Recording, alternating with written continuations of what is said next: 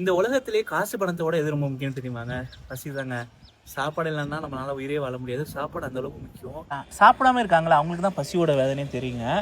இந்த பசியோட வேதனைலாம் முடிஞ்ச வரைக்கும் எல்லாத்துக்கும் போய் சாப்பாடு சேரணும்னு சொல்லிட்டு வாரத்தில் ஒரு நாள் சனிக்கிழமை பண்ணுறாங்க. 100 பேருக்கு சாப்பாடு கொடுக்குறாங்க. லொக்கேஷன் எங்கன்னா கோயம்புத்தூர், காந்திபுரம், TH பக்கத்தில் தான் கொடுக்குறாங்க மக்களே.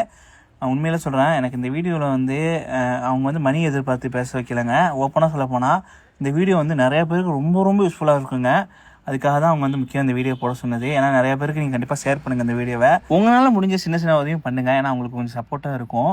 அவங்க சொன்ன ஒரே வார்த்தை என்னென்னா, யாரும் எங்களுக்கு உதவி பண்ணலாட்டி பரவாயில்ல, எங்கள் உதவி கண்டிப்பாக தொடரணும்னு சொல்லியிருக்காங்க. மனசை பாருங்கள், தங்கமான மனசு.